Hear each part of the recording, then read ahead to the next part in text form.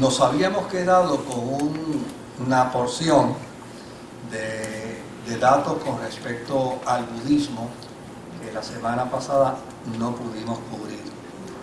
Y habíamos dicho que tal vez lo podíamos utilizar de introducción y así entonces inmediatamente continuar con el tema del Concilio de Jerusalén, que es un tema que queremos considerar. Sin embargo, obviamente ya algunos entienden por tradición que cada vez que me ven con una chaqueta que voy con un velorio, en efecto es cierto. Lo que pasa es que el de hoy es un poco más distante, tengo que llegar hasta Arecibo. Y hay algunos hermanos que están aquí también que se han animado para llegar hasta allá y acompañar a María Ocasio y a su familia, que obviamente su papá partió a morar con el Señor. Y eso pues hace entonces que no podamos considerar la porción que queríamos usar introductoria para el Concilio de Jerusalén, sino que entonces tocamos el tema que nos falta del aspecto del budismo, y entonces trabajamos la semana próxima, Dios mediante, con el tema. Aprovecho también para recordar que mañana, como parte de nuestra celebración de septiembre, mes de la Biblia, vamos a tener entre nosotros a Geraldo de Ávila. Algunos hermanos se me han acercado y me han preguntado quién es, y la respuesta mía es ven a verlo, hablar de él es bien difícil, es mejor verlo y usted llega a sus propias conclusiones. Y así usted pues llega a sus propias conclusiones.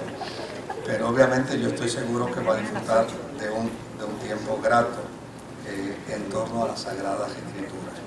La semana pasada estuvimos hablando sobre el tema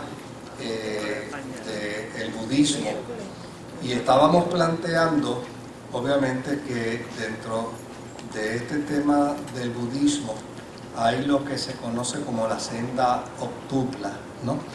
Y que dentro del budismo su inicio no tenía como propósito hacer una religión, sino más bien lo que pretendía Buda y aún después sus seguidores, hasta un tiempo después, era más bien desarrollar un concepto de filosofía de vida. Todavía al día de hoy mencionamos los dos movimientos budistas, ¿verdad? Y decíamos que todavía al día de hoy hay algunos budistas que ven en el budismo no una religión, sino más bien una filosofía de vida.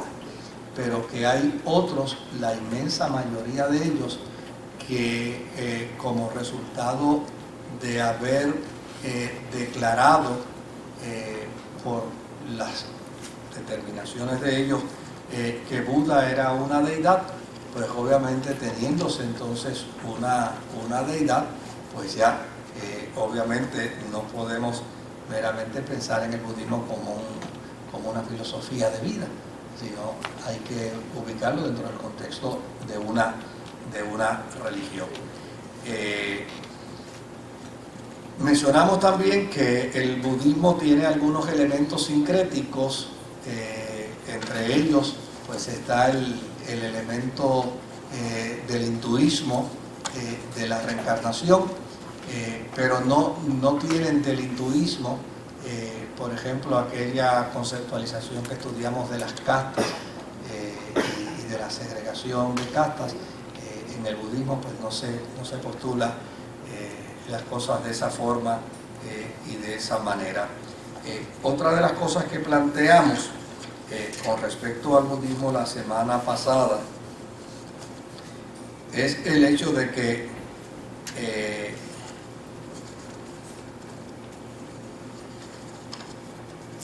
en América el budismo ha trascendido desde la década del 60, creándose un movimiento de importación del budismo a los Estados Unidos y a Puerto Rico, y desde luego esto fue como resultado de una gran preocupación que desarrollaron algunas personas en los Estados Unidos, alegando que la fe cristiana había entrado en cierto tipo de frivolidad y de ausencia de flama, digamos, de ese carácter que reviste el cristianismo. Y entonces algunas de esta gente fueron a estos países asiáticos, a estos países orientales, y desde allá entonces empezaron a traer una serie de personalidades que todavía hasta el día de hoy están en Estados Unidos, y en ocasiones también vienen aún hasta Puerto Rico. De hecho, hace unos años atrás en Puerto Rico estuvo tal vez uno de los líderes más prominentes del budismo al presente, el Dalai Lama, un budista tibetano, y estuvo en Puerto Rico, y fue obviamente reconocida su figura en Puerto Rico, y hubo un realce noticioso bastante grande sobre su presencia. Sin embargo, una de las cosas que hemos observado y que tal vez podemos conversar sobre ello es que después de la década del 60, el budismo tal vez no se ha afianzado como una religión que marque una conducta dogmática en los individuos norteamericanos, pero sí ha hecho que se desarrollen ciertos sincretismos, es decir, se le haya tomado al budismo prestado ciertas experiencias de tipo litúrgico o de tipo religioso, y aún en el cristianismo hay personas que la han adoptado. Por ejemplo, hay un movimiento en los Estados Unidos que se llama el Zen cristiano, y el Zen cristiano ha sido inclusive no de forma oficial, ¿verdad?, por la Iglesia Católica, pero sí hay una serie de religiosos dentro del catolicismo que han podido mirar dentro del Zen cristiano, pues algún tipo de alternativa de práctica religiosa. Esto obviamente porque el budismo es una experiencia de mucha disciplina y de una disciplina no solamente mental, sino de una disciplina física, y hay personas que entran en el campo, digamos, de la ejercitación, y obviamente pues se les brinda la oportunidad dentro de algunos de los elementos del budismo, pues para poder combinar la práctica, digamos, de ciertos ejercicios, de ciertas prácticas, de ciertos deportes, pues de alguna manera poder también hacer algún tipo de práctica budista, sobre todo en el campo de la meditación trascendental. Y esto ha hecho de que aún muchas personas no desprecian el cristianismo, pero uno los escucha por ahí. Yo he escuchado personas que me han dicho, yo soy un cristiano budista, y me lo han dicho con mucha claridad, y lo que me están planteando es que practican algún tipo de fe dentro del cristianismo, o por lo menos creen en la persona de Jesucristo, porque uno de los grandes problemas que tiene una facción del budismo es que no reconoce un ser divino de forma personal. Entonces eso es un vacío que tiene el budismo, para que obviamente no llena la necesidad religiosa de mucha gente, porque pues Dios no es un ser personal dentro del budismo. Y por el otro lado encontramos también que dentro de él, la práctica del budismo y dentro de la práctica del sincretismo, hay unas personas que dentro de la sombría del cristianismo pues les gustan unos procesos de disciplina, como por ejemplo yo he oído mucho en ocasiones a la gente hablando de experiencias culticas de silencio, ¿verdad? Claro, yo conozco una gente que no habrá manera de que puedan participar de un culto de eso porque hablan hasta solos. Yo tenía un amigo que un día le puse un billete de $20 en el dash del carro y le dije: si de aquí a Ponce te mantienes callado, ese billete es tuyo. Y llegando a Guayama me dijo: coge el billete ese que yo voy a seguir callado aquí en el carro. Y obviamente pues esa es una práctica, obviamente se está desarrollando dentro de alguna liturgia que muy bien se puede ver también dentro del campo del budismo. Ahora, eso no quiere decir que la persona que está haciendo ese tipo de práctica está practicando budismo, porque yo creo que de vez en cuando hace falta quedarse callado y de vez en cuando hace falta guardar silencio. Gracias. De hecho, a mí a veces yo he ido a comunidades cristianas donde se daña el micrófono. Pues mira, si el micrófono se dañó, lo que hay que hacer es esperar que venga alguien y lo reponga. Pero entonces hay gente que no puede tolerar ese silencio de 30 segundos y empiezan: alaben al Señor, reprendan al diablo. y digo: pero ¿qué pasa que no se pueden quedar en silencio 30 segundos? En lo que arreglan el dichoso micrófono ese. Pero es parte de esa cultura nuestra que necesita de alguna manera mantener algún tipo de expresión dentro de nuestra liturgia. Pero el silencio es bueno, el silencio no es malo, el meditar en silencio es una buena experiencia. Lo que no podemos es pensar que si los budistas se hincan de rodillas, pues ahora los cristianos no podemos hincarnos de rodillas porque somos budistas. O si los budistas guardan silencio, pues ahora los cristianos no podemos guardar silencio porque estamos en una práctica budista, ¿no? Son procesos, son formas de expresar la fe, y ya necesariamente, pues, como la fe se expresa en tantas maneras de tipo corporal, pues ya necesariamente pues, tenemos un solo cuerpo, así que de alguna manera vamos a tener ciertas analogías, como yo expreso la fe, como la expresa otro, como la expresa otro. Por ejemplo, nosotros en la experiencia carismática creemos en el hablar en lenguas. Sin embargo, no solamente los evangélicos o cristianos carismáticos creen en la experiencia de hablar en lengua, los santeros creen en la experiencia de hablar en lengua también. ¿Sí? Y no podemos decir: pues ellos hacen eso y que lo haga acá es espiritismo, ¿no?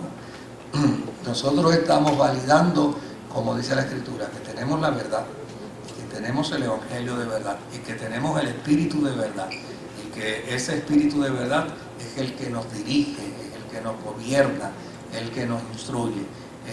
Pero no podemos perder de vista que Jesús dijo también que iban a haber falsos cristos. Y nadie se va a presentar como un falso Cristo, se va a presentar como un Cristo. Porque si es falso, entonces ya no cualifica, ¿verdad? O sea, se va a presentar como un Cristo. Por lo tanto, es capacidad del discernimiento cristiano lo que nos va a permitir a nosotros distinguir lo que es de Dios y lo que no es de Dios. Lo que podemos aceptar como de Dios y lo que podemos aceptar como lo que no es de Dios. Dicho esto, habíamos hablado de que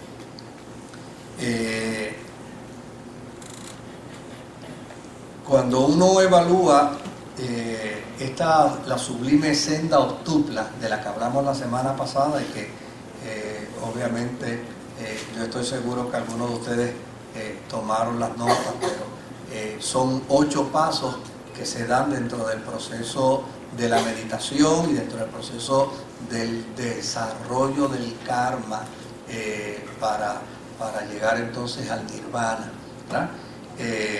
Pues cuando uno evalúa esa senda octupla, descubre con toda claridad que guarda mucha relación con los pasajes bíblicos y con los pasajes cristianos que nosotros sostenemos.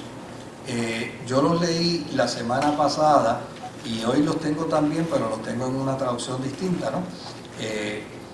Por ejemplo, entendimiento correcto es la primera, la segunda es una aspiración correcta, un hablar correcto, por el otro lado una acción correcta en términos de la conducta, una vocación correcta, un esfuerzo correcto, una atención correcta y una concentración correcta. Eso es lo que se denomina como la senda octupla, ¿verdad? Ninguna de ellas es mala. O sea, seguir un procedimiento como este, que alguien le diga, mira, procura hacer estos 8 pasos en tu vida, a mí me parece que son buenos, procura tener un entendimiento correcto de todas las cosas, o procura tener una correcta aspiración para todas tus metas, procura hablar de forma correcta. Es más, cuando uno empieza a mirar esto, va a descubrir que en las Sagradas Escrituras están todos estos elementos presentados como virtudes cristianas. Estas y muchas más. Por lo tanto, una conceptualización de estas virtudes en la experiencia del budismo y en la experiencia de la vida cristiana no son malas. Ahora, lo que es importante es que nosotros no caigamos en la trampa de pensar de que porque ellos poseen estas virtudes, necesariamente todo lo que se presenta dentro del contexto es cristiano, o es bíblico, o es digno de imitar. No sé si me estoy haciendo entender. O sea, yo creo que todas las religiones tienen conceptualizaciones buenas y tienen planteamientos buenos. De hecho, ayer en el artículo del periódico me preguntaban, ¿pero usted piensa que el mundo musulmán es violento? No, todo lo contrario. Yo creo que la cultura musulmana es una cultura de paz, y la mejor evidencia la tuvimos en España, que estuvieron 900 años allí metidos, y desde luego lo que hicieron fue dejarnos una herencia enormísima de instrumentos, de ciencia, de matemática, de arquitectura, etcétera, etcétera, de arte extraordinaria. O sea, no hubo el cristianismo y el mundo musulmán interactuaban de manera muy tranquila. Claro, yo pienso que sí tenían sus expresiones cada uno para referirse de alguna manera. Por ejemplo, los cristianos le llamaban moros, ¿verdad?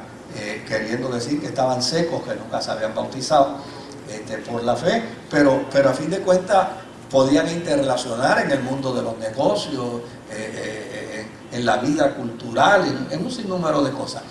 Lo que se trata hoy en día no es eso. Lo que se trata hoy en día es de unos movimientos que inclusive pretenden callar a aquellos musulmanes que no estén de acuerdo con ellos. ¿Ves?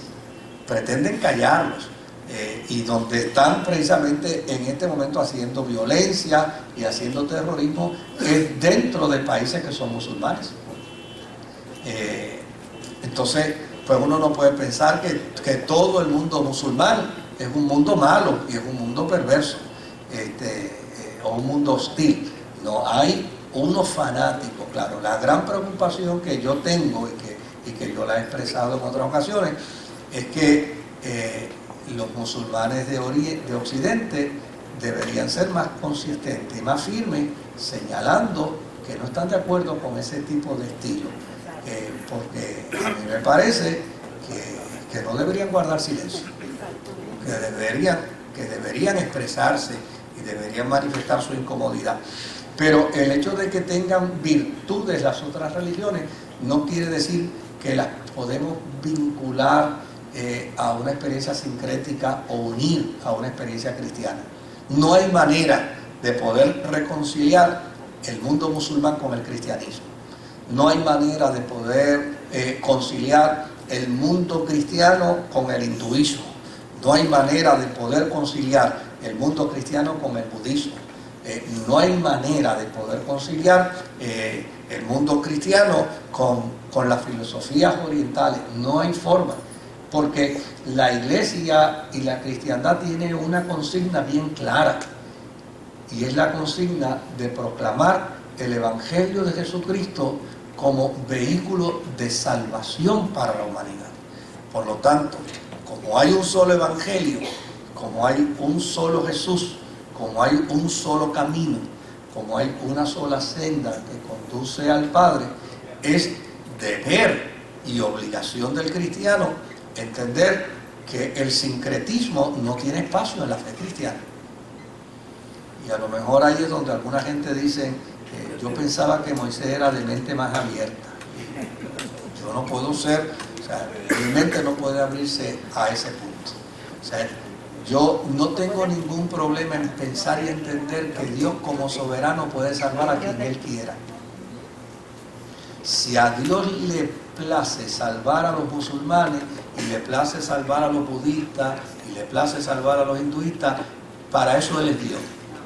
Ahora, lo que yo tengo que decir con perfecta claridad es que a mí me comisionó para predicar que hay un solo camino, y que ese camino es Jesucristo.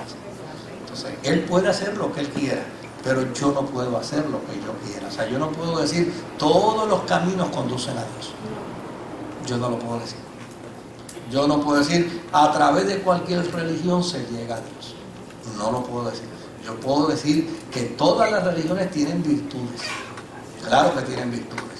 Pero yo he sido comisionado para ser un pregonero del Evangelio, no un pregonero de todas las religiones. Entonces, como esa es mi función, yo tengo que tener perfectamente claro cuál es mi función. A mí no se me va a ocurrir negarle a nadie el derecho a ser salvo por parte de Dios, porque esa es una prerrogativa divina. Pero no está en mis manos estar diciendo por ahí que cualquier persona se salva, no importa lo que crea. Porque el deber cristiano es decir que Jesucristo es la puerta de salvación. Y desde luego eso puede sonar en algunos círculos cristianos hoy, pues puede sonar hasta fanático.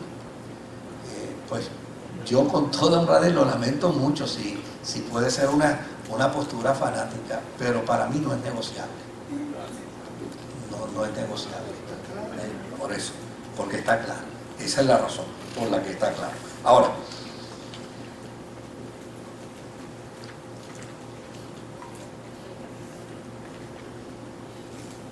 nosotros habíamos hablado de que la interpretación en el budismo de los Mahayana, ¿verdad? Que son los que desarrollaron el concepto de la religión, de los religiosos, y lo hicieron partiendo de una premisa bien interesante. O sea, la historia de Buda comienza a escribirse 400 años después de su muerte. Y los dichos de Buda empiezan a proclamarse 400 años después de su muerte. Y desde luego, dentro de las cosas que se empezaron a decir, es que Buda juró que no entraría a nirvana hasta que los hombres también lo hayan logrado, o sea, hayan logrado que esa transformación de vida interior mediante la meditación. Y desde luego, eso fue lo que trajo entonces la gran admiración del movimiento Mahayana, que decía, pues mira, si él no entró al nirvana, pues eso quiere decir entonces que él es una deidad. Y como deidad empezaron a adorarlo. Claro, era un elemento sumamente conveniente, porque a través de esa deidad se garantizaba la salvación desde el punto de vista del nirvana, no desde el punto de vista cristiano, sino desde el punto de vista del nirvana. Se garantizaba el que Buda era ese mediador que ayudaba a los seres humanos para que puedan llegar al nirvana. Por eso ustedes ven que cada vez que la gente encuentra una figura de Buda, le soba la barriga, porque es la manera de decirle, acuérdate de mí. Y de ahí sale el concepto de que es para la buena suerte, pero no es para la buena suerte económica como se piensa que aquí en Occidente todo se hace de manera económica, hasta la fe evangélica a veces se hace de manera económica también. No es para la buena suerte económica, es para la buena suerte del nirvana. Ahora, los Hinayana, que es la otra facción, que es más pequeña, ellos simplemente lo que plantean es que el hombre llega al nirvana como resultado de su capacidad para dominarse a sí mismo, para dirigirse a sí mismo, y que en esa trascendencia al karma, obviamente por su propio mérito puede lograr llegar al nirvana. Desde luego, en ambas posturas el cristianismo tiene un abismo bien grande frente a esto. Número uno, no hay ninguna evidencia, no existe evidencia donde Buda haya declarado haber vivido una experiencia que validara que él era una deidad. Esto nunca sucedió con Buda. Él nunca dijo que él era una deidad. Esto comienza a decirse de él 400 años después.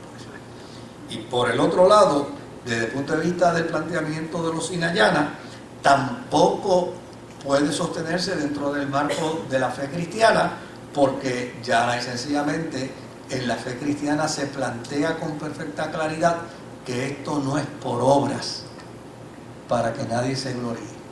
¿Ve? Entonces, el ser humano no puede por sus propios méritos alcanzar un grado de salvación, un grado de estabilidad eterna.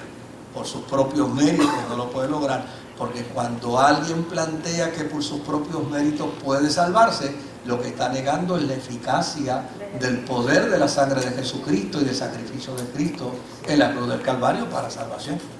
Ese es el gran peligro que corre alguna gente cuando piensan que por sus méritos pueden salvarse, que por sus obras pueden salvarse.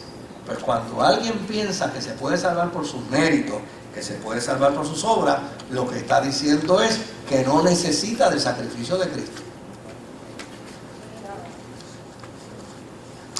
Y quien niega la eficacia del sacrificio de Cristo para la salvación, bueno, pues ya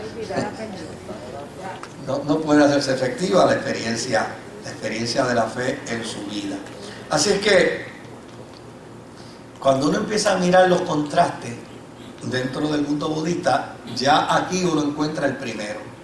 O sea, no hay forma de plantear que Buda es una deidad, porque él nunca manifestó ni expresó vivir una experiencia que lo convirtiera en una deidad. Esa nunca fue su intención. 400 años después fue que se viene a plantear el hecho de esta experiencia de que él había optado por no llegar al nirvana, para ayudar a todos los seres humanos a salvarse y a llegar al nirvana. Y desde luego, convenientemente a la gente le llamaba la atención esta nueva filosofía del budismo, porque entonces ya no tengo yo que hacer tanto esfuerzo, porque Buda me va a ayudar. Buda me va a resolver el camino, el problema en el camino. Y desde luego empezó a tener más adeptos a la experiencia de esta fe. Pero ya necesariamente nadie puede.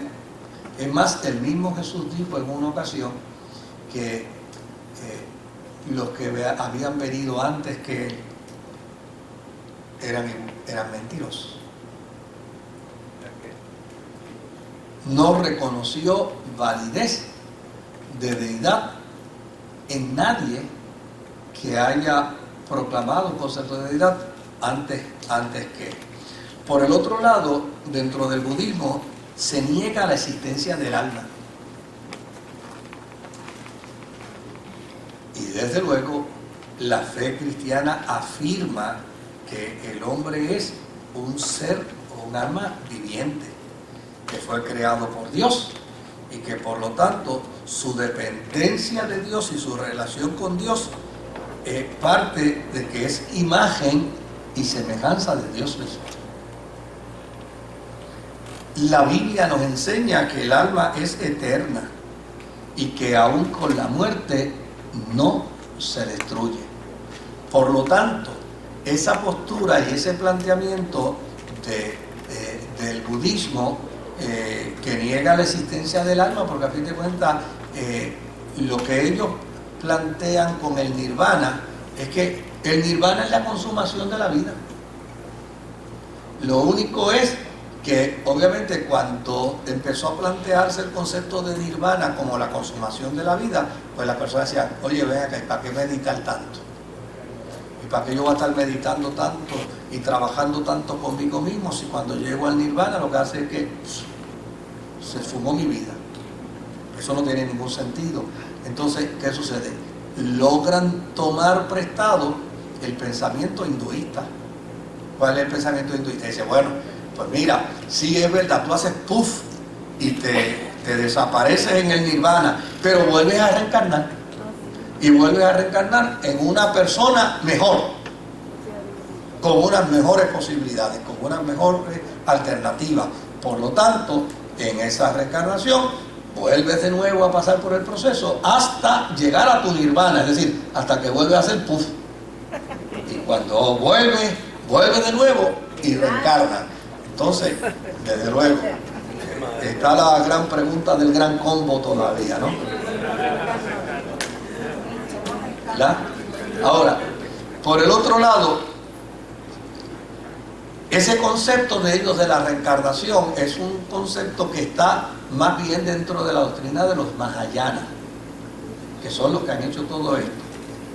Y esto, pues, está totalmente en contraposición con las Sagradas Escrituras, porque la Biblia con perfecta claridad dice que los hombres mueren una sola vez y después el juicio. Hebreos capítulo 9 y versículo 27 está perfectamente claro. O sea, no hay dos oportunidades, no hay tres oportunidades, no hay cuatro oportunidades. Así como está establecido que los seres humanos mueran ¿qué? Una sola vez y después venga el juicio. Por lo tanto, la esperanza del cristiano no es la de romper un ciclo de reencarnaciones con la cuestión del karma, sino la esperanza del cristiano es, después que muere, vivir eternamente con Jesucristo. Y esa es la afirmación de nuestra fe. Cuando uno lee Primera de Tesalonicenses, capítulo 5, versículo 9 al 10, Primera de Tesalonicenses, capítulo 5, 9 al 10, dice, pues Dios no nos destinó a sufrir el castigo, sino a recibir la salvación por medio de nuestro Señor Jesucristo. Desde luego, esto entra en contraposición con la postura del budismo, donde se plantea que constantemente lo que le toca al ser humano en la vida es sufrir. Aun cuando llega al nirvana, que desaparece, que vuelve y reencarna, lo que vuelve a tocarle es que es sufrimiento. Entonces, en la dimensión de la fe cristiana, el planteamiento es totalmente distinto. Él murió por nosotros para que en la vida o en la muerte vivamos junto con Él. ¿Ves? Entonces, no podemos, yo vuelvo y le digo lo que le digo ahorita, o sea, yo me topo con alguna gente, hasta familiares míos que me dicen, no, yo soy budista cristiano. Yo digo, bueno, yo no sé cómo tú puedes combinar esas cosas. Hay cosas que se deben comer solas porque se combinan y indigestan mucho. Sí, exactamente.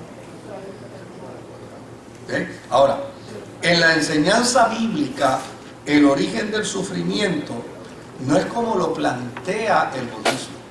El budista dice que la razón por la que el ser humano sufre es porque es ignorante, Por esa razón tiene que meditar, por esa razón tiene que hacer introspección, por esa razón tiene que seguir la regla octupla, para que vaya creciendo. Y aun cuando llega al nirvana y desaparece, pero como vuelve de nuevo a reencarnar, pues obviamente sigue meditando en eso y va poco a poco perfeccionándose. Los que no creen en esto de la reencarnación dentro del budismo simplemente dicen, mira, tú sigues la senda octupla y como resultado de la senda octupla tú entonces logras un entendimiento cabal de quién tú eres, para qué llegaste, cuál es el propósito de tu existencia, de tu peregrinar por la vida, etcétera, etcétera. Pero en el cristianismo se plantea lo distinto, algo distinto. O sea, la tarea del cristiano no es andar huyéndole al sufrimiento, sino más bien es compartir la experiencia del sufrimiento con Cristo y mantener la actitud del sufrimiento como parte del proceso de la vida. O sea, claro, en algún momento dado, Jesús dijo, en el mundo vas a tener aflicción, claro, en algún momento dado de la vida, pero eso no quiere decir que yo tengo que resignar mi vida constante y permanentemente al sufrimiento. Aunque déjeme decirle, yo a veces me topo con algunos cristianos que me sorprenden, porque el día que tienen una bendición, entonces caen en una preocupación desastrosa. Y yo le he preguntado, pero ven acá, tú no. Sí, pero muchachos, es que después de esta bendición ya yo sé que viene un golpe bien grande. Bendito sea Dios. Chicos, disfrútate la paleta que te está chupando. Disfrútate el limber que te está comiendo. Cuando llegue el problema, bregas con el problema. Pero ¿cómo es posible que dejes de disfrutar la vida ahora por el problema que sabe Dios si llega o no llega? Ahora, nosotros dentro de la experiencia cristiana planteamos que el sufrimiento no adviene como resultado de la ignorancia, el sufrimiento adviene como resultado del pecado y del origen del pecado en nosotros, del pecado adámico.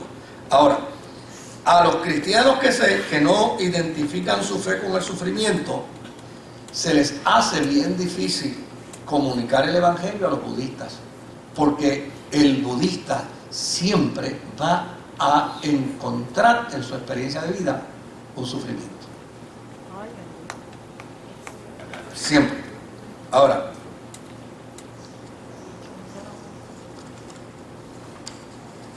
¿qué otra cosa interesante con respecto al budismo?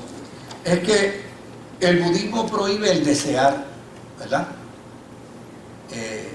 La fe cristiana prohíbe el codiciar, porque la codicia es querer lo de otro, no importa cómo sea. ¿Ves? Ahora, el desear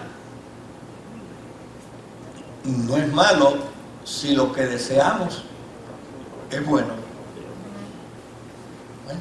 Si una persona desea algo bueno, anhela algo bueno, quiere trabajar hacia algo bueno, pues puede lograr. En el budismo, la persona nunca puede decir, yo quiero algo bueno para mí. Tiene que simple y sencillamente vivir dentro del marco de una actitud de conformismo con la vida, como la vaya pasando, como la vaya experimentando. Por el otro lado, el budismo invita al hombre a mirarse por dentro para salvarse. En el Mahayana, usted entra en esos procesos y empieza a mirarse por dentro para salvarse. En el cristianismo nos invitan a mirar a Jesucristo para ser salvos. O sea, no es un acto de mérito humano. En Efesios capítulo 2, versículo 8 al 9, dice con perfecta claridad, porque por gracia ustedes han sido salvados mediante la fe. Esto no procede de ustedes, sino que es el regalo de Dios, ¿verdad? No por obras, para que nadie se jacte o se gloríe. En el budismo, pues el planteamiento es totalmente distinto. Ahora, cuando usted compara el budismo con el hinduismo, uno puede decir, mira, qué bueno que en el budismo las castas no son parte de su discurso. Más bien se desarrolla una doctrina de equidad hacia el prójimo, pero sí tiene un problema, y es que aun cuando el budismo habla de una doctrina de solidaridad con el prójimo, pero no habla de que esa solidaridad procede como resultado del amor de Dios que está en nosotros. Porque para ellos Dios es un ser impersonal, y como un ser impersonal no interactúa con el ser humano. Por lo tanto, un budista nunca va a decir, yo tengo el amor de Dios para servir, yo tengo el amor de Dios para ayudar, yo tengo el amor de Dios para bendecir. Porque esa experiencia de amor, según ellos, no procede de Dios. Ahora, por el otro lado, como el desear en el budismo es prohibido, el budista no contemplativo descansa en la filosofía mahayana, que es la filosofía de la indiferencia. Yo trabajo conmigo, y tú trabajas contigo, y tú trabajas contigo, y cada cual trabaje en lo suyo. Por lo tanto, no hay, cada cual trabaja para lograr su ser y desarrollar su ser interior. ¿Ha oído esa expresión? ¿Verdad? Desarrolla tu ser interior, capacita tu ser interior, estimula tu ser interior, trabaja con tu ser interior. Y obviamente cuando usted escucha eso 10 veces, 15 veces, lo que lo está condicionando para que usted sea ¿qué? Egolátrico, egocéntrico. Porque a fin de cuentas lo que le están diciendo es, el importante aquí eres ¿quién? Eres tú. El cristianismo construye su moral de manera distinta, la construye partiendo de una premisa distinta. Mira, yo tengo mi esperanza puesta en Jesucristo, mi modelo de vida es Jesucristo. Si fallo, lo único que tengo que hacer es ¿qué? Es arrepentirme y volver a empezar. ¿Ves? Es lo único que tengo que hacer. Pero la experiencia del cristianismo permite al ser humano depender de su Salvador, pero a la misma vez que depende de su Salvador, no pierde de perspectiva la realidad de que si comete un error, si comete una falta, si comete un pecado, puede reconciliarse nuevamente con su Dios. ¿Qué otra cosa pudiéramos decir de este interesante movimiento que ha crecido y al día de hoy es un movimiento que tiene más de 500 millones de seguidores en el mundo, ¿no? El budismo rechaza el concepto de un ser divino, ¿verdad? Ya lo habíamos mencionado, eso de que un ser divino hizo el universo, a ellos no les tiene mucho sentido, y mucho menos pensar que ese ser divino que hizo el universo entra en contacto con el ser humano. Eso para ellos como que no tiene mucho sentido. Por el otro lado, no tienen conceptos de adoración, porque a fin de cuentas a lo más que puede llegar un budista es a entonar algún tipo de canción, y por lo general la canción que canta el budista no es una canción de adoración a una deidad. La canción que canta el budista es una canción para él mismo. Son canciones para ellos mismos, para tranquilizarse, para meditar, o sea, vuelve de nuevo a plantearse ese concepto egolátrico, ¿no? De una forma muy clara. No se plantea redención de pecados, porque llana y sencillamente ellos entienden que por sus propios esfuerzos ellos van trabajando con su karma y van transformando ese ser interior. Lo que hace entonces que el budismo tenga un solo centro, y el centro que tiene el budismo es el ser humano, el individuo mismo, mientras que en la fe cristiana el centro es Dios. ¿Ves? Ahora, que por algún lado usted puede escuchar a alguna gente que dice, yo tengo una filosofía de vida budista. Claro, porque hay gente que ven en el budismo una mera filosofía de vida, lo que lo hace entonces una experiencia bastante versátil, porque un ateo puede ser budista. Cualquier persona que desee, que digamos, diga, mira, yo voy a seguir la senda octupla, pues puede ser budista, puede desarrollar la experiencia del budismo, porque a fin de cuentas es una experiencia donde la persona va a trabajar con su propio ¿qué? Con su propio ser. ¿Niega esto la experiencia de la vida cristiana? No.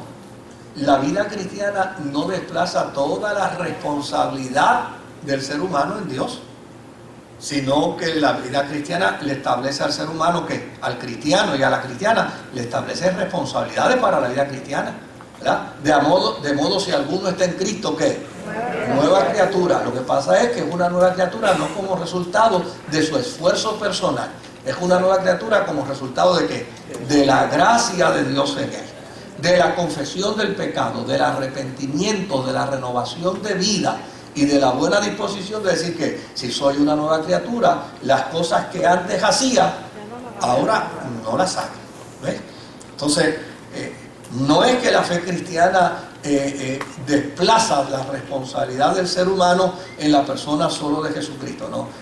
El cristiano tiene que entrar en unos procesos de responsabilidad de la vida cristiana también, pero esa responsabilidad no radica en un sistema egolátrico.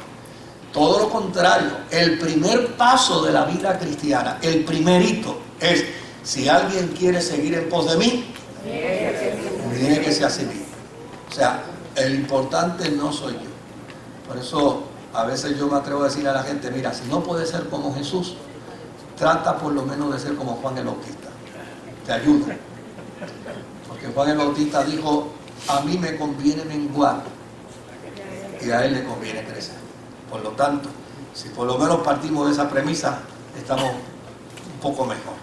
Que Cristo sea el que crezca siempre y nosotros siempre menguemos. Ahora,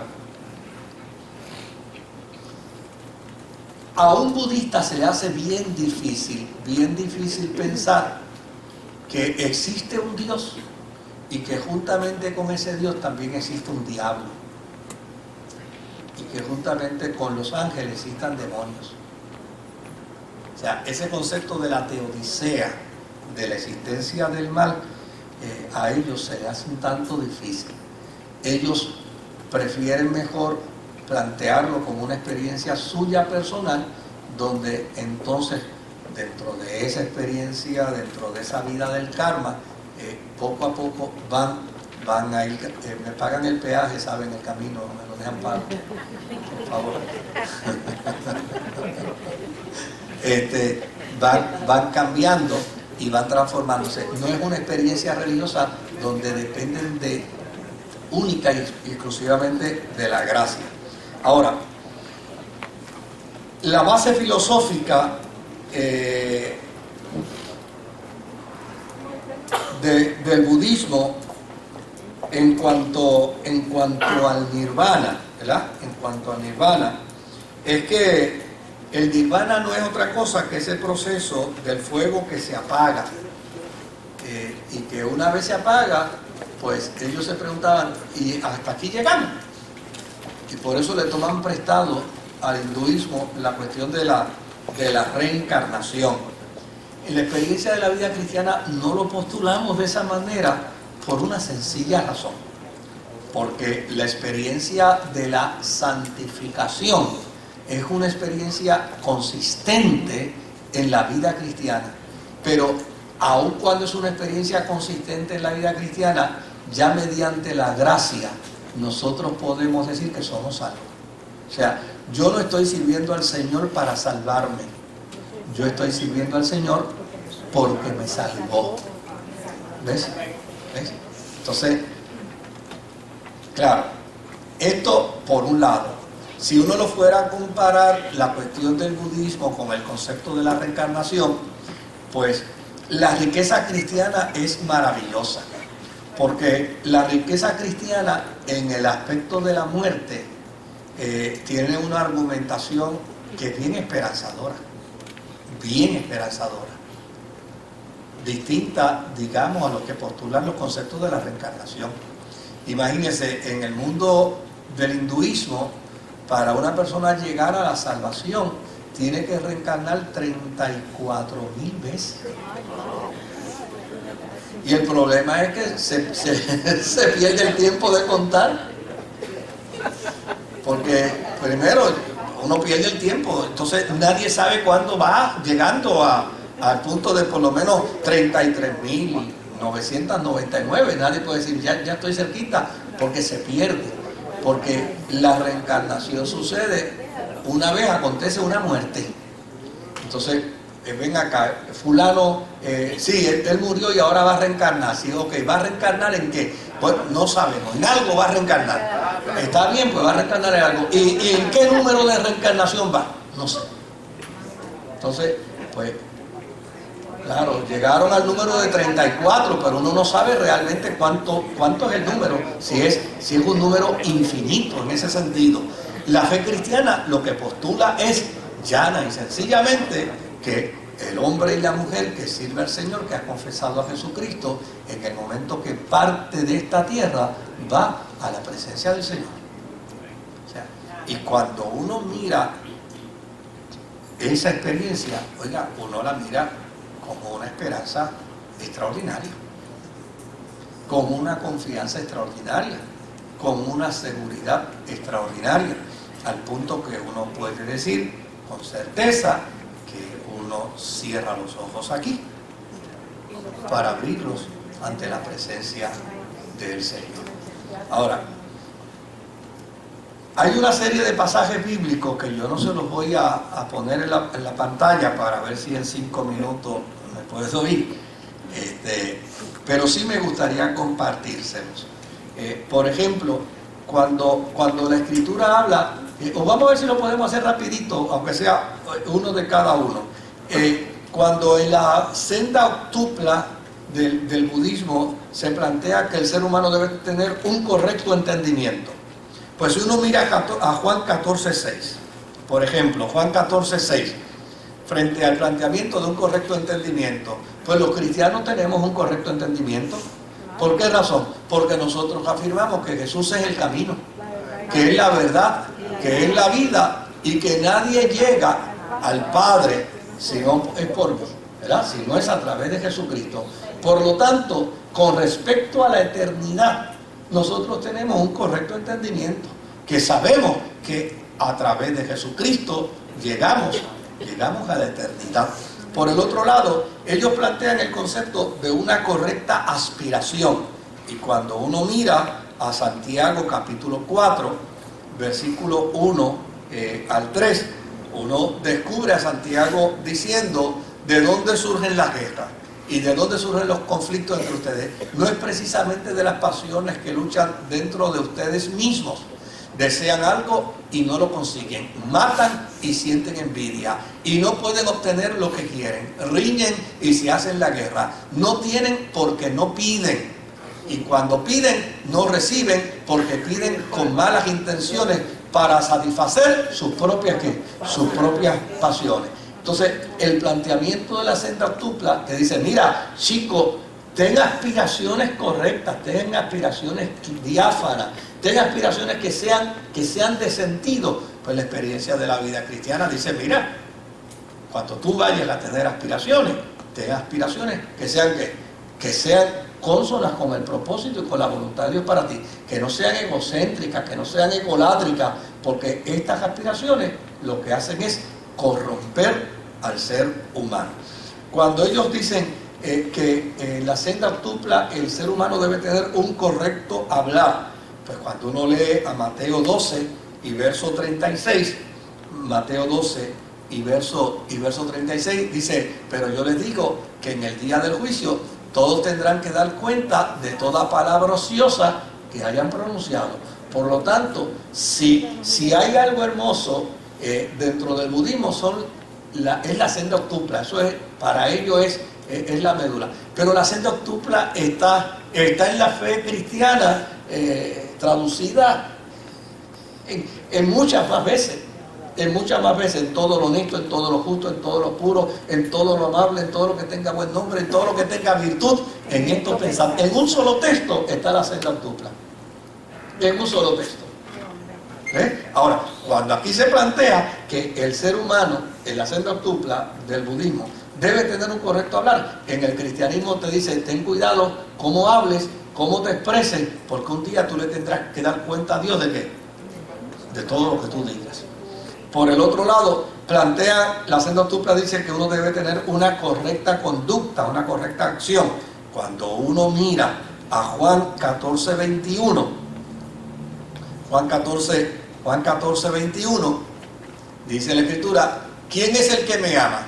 El que me ama es el que hace suyo mis mandamientos y los obedece. Y al que me ama, mi Padre lo amará, y yo también lo amaré y me manifestaré a él. Y en Santiago capítulo 3 y verso 17, Santiago 3:17, dice: en cambio, la sabiduría que desciende del cielo es ante toda pura, pacífica, bondadosa, dócil, llena de compasión, de buenos frutos, imparcial y sincera. Es decir, cuando en la senda octupla del budismo te presentan que una de las virtudes es una conducta correcta, en la experiencia de la fe cristiana hay decenas de pasajes bíblicos que desafían al que es cristiano para que tenga una correcta conducta.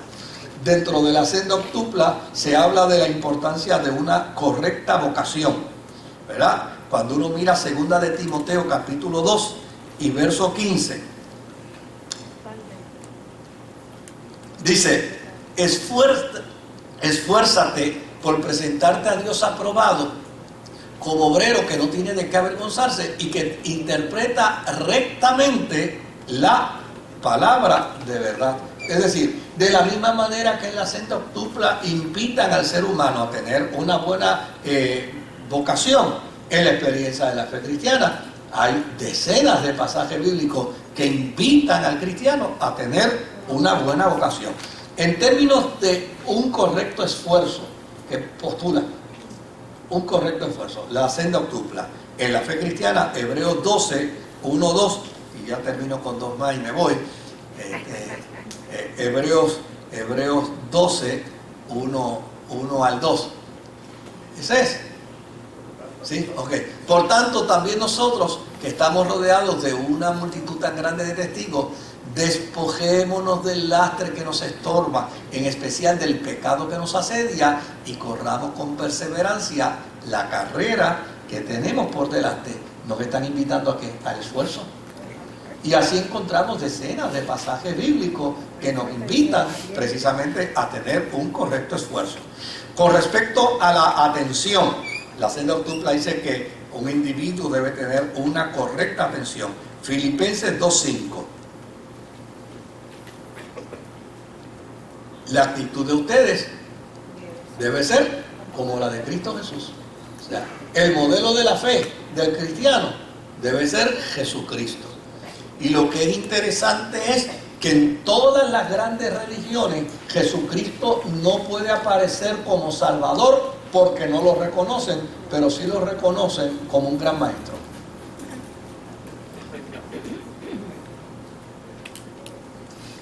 El budismo plantea que el ser humano debe tener una correcta concentración. ¿Ya? Colosenses capítulo 3, verso 1 al 4. Colosenses 3, 1 al 4 dice: ya que han resucitado con Cristo, busquen las cosas de arriba, donde está Cristo sentado a la derecha de Dios. Concentren su atención en las cosas de arriba, ¿verdad? No en las de la tierra, pues ustedes han muerto y su vida está escondida con Cristo en Dios. Cuando Cristo, que es la vida de ustedes, se manifieste, entonces también ustedes serán manifestados con Él en gloria. O sea, no hay nada de la senda octupla, porque uno se va a topar en Occidente con gente que dice, ay chicos, es que la práctica del budismo tiene tantos valores. Sí, tiene valores. La fe cristiana tiene más valores que doctrinas. El problema está en que nos dispongamos a ejercerlos. Eso es todo. Lo que decíamos el domingo, ¿no? Léela, escudriñela, créela y vívela. Pues de eso es que se trata la fe cristiana, de desarrollar una conducta donde el modelo por excelencia de nuestra vida sea Jesucristo. Y colorín colorado, para yo poder llegar a Arecibo al velorio, porque si no, no voy a llegar a tiempo, porque sea para dar las condolencias. Nos pone